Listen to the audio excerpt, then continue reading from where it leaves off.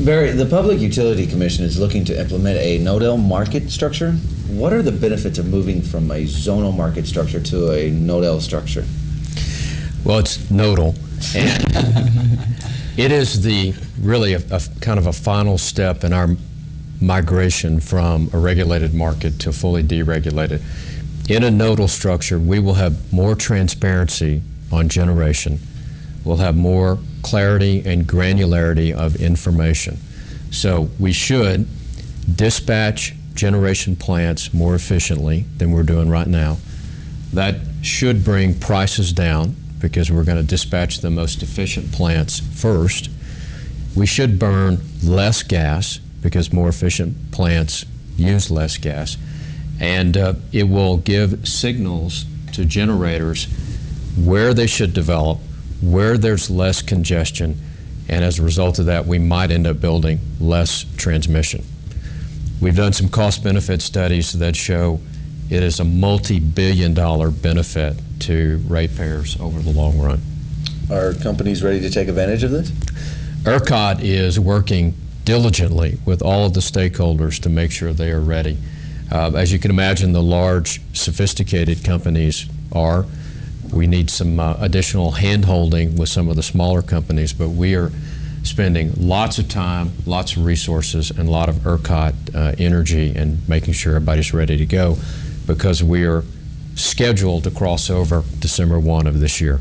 It's just the next generation of the evolution of this thing into a real market where you're getting the right price signals to drive people's behavior, whether it be the generators locating generation, or the users in terms of when and how that they're using energy. So it's basically the next step in the market.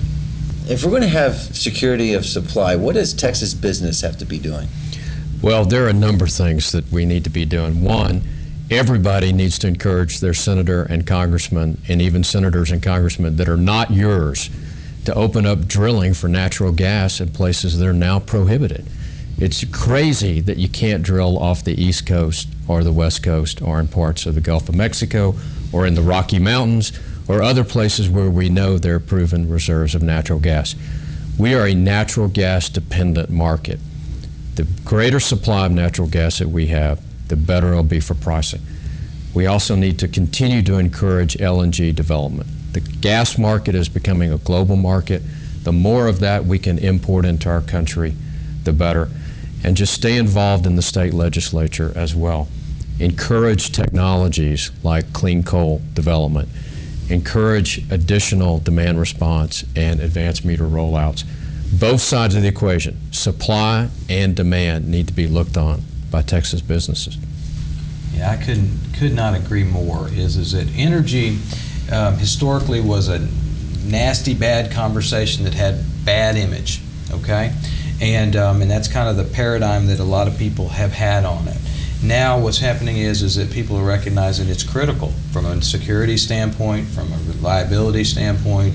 It is the cornerstone of of the standard of living that we all have, and so we have to encourage the drilling. We have to encourage all the different tools that we have in the network to solve the problem.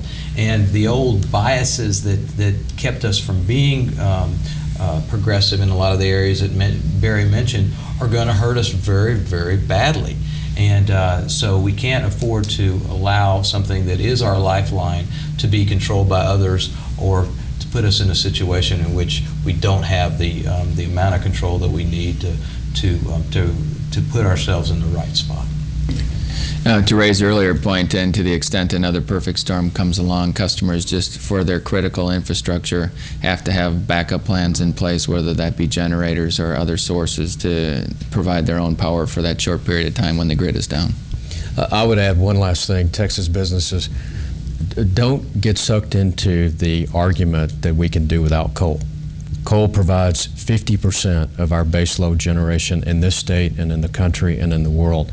We're going to burn more of it before we burn less. We just have to learn how to do it cleaner. And if we stop doing it, then we're not going to push forward on how to do it better. on the technology side, because the technologies are evolving, they're coming, and nobody wants to have an environment that's suboptimal. We don't want to have the pollution side of it. We just have to figure out a positive way to where we can get to those solutions without crippling our economy and crippling the people that are living in it. Gentlemen, any final comments? We as a user over the long period or long haul are going to do a better job of managing our energy. We're going to begin a data acquisition system so that we know that every motor, every pump, when it runs, how much power it's going to use, and how we can get along without it. And I'd say from a legal perspective, I think that Texas has put the tools in place to allow consumers of energy to make smart choices, choices that we can help counsel them on in the contracts that they engage in for service. And I think that Texas has also created an environment that will cause consumers to embrace not only their choices in retail electricity, but also their choices in managing their energy consumption.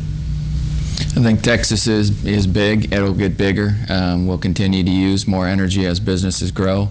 I'd like to thank Chairman Smitherman for all of the efforts with you and your team up in Austin to continue the reliability of the power as well as promoting the conservation. Yeah, and I see an incredibly dynamic future with regards to the whole conversation around energy. I think you're going to see it. I don't think it's going to be an evolution. I think it's going to be a revolution in terms of the changes that we're going to be seeing, driven in large part in Texas to the innovation and the perspective that Barry has with regards to embracing change as opposed to pretending like it's unnecessary. So I think that you're going to see incredible innovations around the technology. I think the conversation we're having today about the smart grid is going to seem so out of date in 2 years, okay, with regards to it.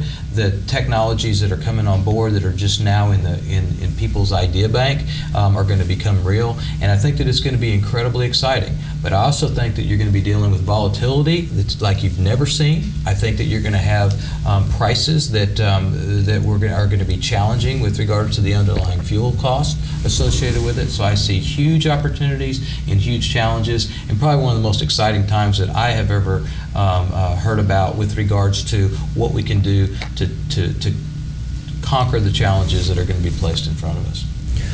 Well, there will definitely be challenges, but we're Texans, right? We've always risen to meet a challenge, and we'll rise to meet this challenge. But we're going to need it all. We should not take any option off the table. We're going to need supply-side options and demand-side options, bringing them all together to solve this challenge. Thank you very much for watching. Thank very much for our guests, Ray Pavlovich, Barry Smitherman, John Elder, Paul Marvin, and John Arnold. And thank you for watching World Energy Television. I'm Alex Maddox. See you next time.